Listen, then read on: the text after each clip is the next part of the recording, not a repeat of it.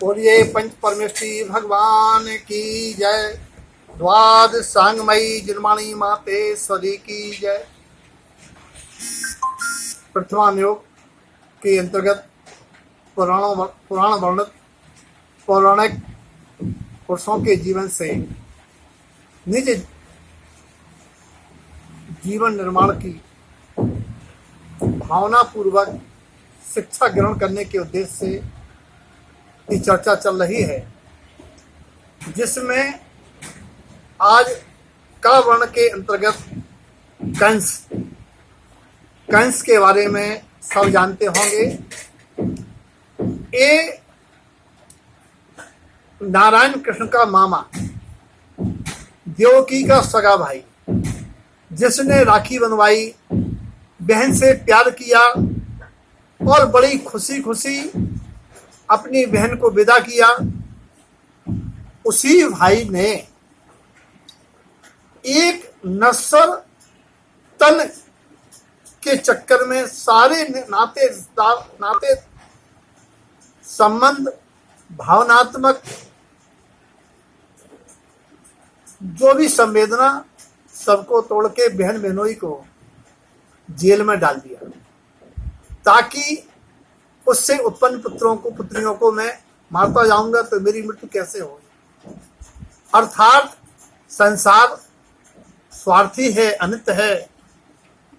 ऐसे संसार में नहीं रहना चाहिए, मुक्ति की भावना भाना चाहिए, जहां भाई बहन का दुश्मन हो जाए, भांजों का हत्यारा हो जाए।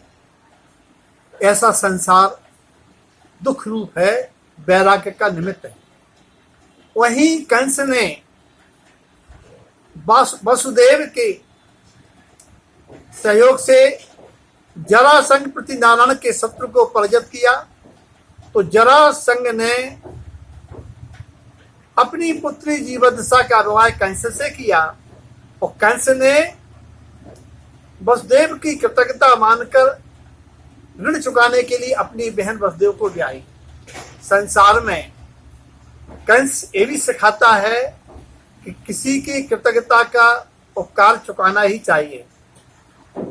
और कंस से कसायवश अबोध जीवों की, शिशुओं का वध स्वयं के वध और नरक का कारण बनता है। अर्थात जो प्राणी किसी प्राणियों का वध करते हैं, उनका भी वध होता है। ये भी कंस से सीखने की बात है। अगला नाम है कृतांत वक्र। ये बलवंत श्री राम का सेनापति, राजा राम का सेनापति, जिसने सीता सती को उनके पति के कहने पर गर्भावस्था में निर्जन वन में छोड़ा। सीता ने कहा कि तुम श्री राम से कह देना मुझे नहीं छोड़ा उन्होंने, मुझे तो मैं कर्म के निमित्त से आई हूं, लेकिन हाँ, अगर मुझे छोड़ा है तो कोई बात नहीं, धर्म को नहीं छोड़ देना। कृतांत वक्र के वो शब्द इतने प्रेरणा स्रोत बने कि संसार में कोई किसी का नहीं है जब पति पत्नी का त्याग कर सकता है।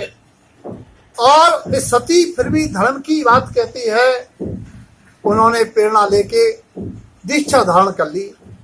संसार के स्वरूप को जान के दीक्षा धारण करना कृतांत वक्र सिखलाता है। दुर्योधन का भांजा कुर्योधन, जिसने अपने मामा का बदला लेने के लिए पांडवों को गरम गरम आभूषण पहनाए। अर्थात ये संसार में दुश्मन तो दुश्मन के नातेदार भी कष्ट देते देखे जाते हैं। ये संसार भावना से सीख करके स्वरूप में दृढ़ता पूर्वक पांडवों से शिक्षा लेके मुक्ति का मार्ग बनता है। अगला शब्द है कुणिक। कमठ शब्द जो है सब जानते हैं। ये 10 भाव तक होने वाले तीर्थंकर पार्श्वनाथ का वैरी रहा। अंत में मुनि पार्श्वनाथ की क्षमा से प्रभावित होकर के स्वयं मुक्ति के मार्ग पर चला, अर्थात बैर तोड़कर कल्याण का मार्ग प्रशस्त करना भी कमठ से सीखा जा सकता है। इसी प्रकार से आगे और पुरुषों के जीवन से शिक्षा लेकर के अपना जीवन निर्मल करें, इस भावना के साथ जय तारण।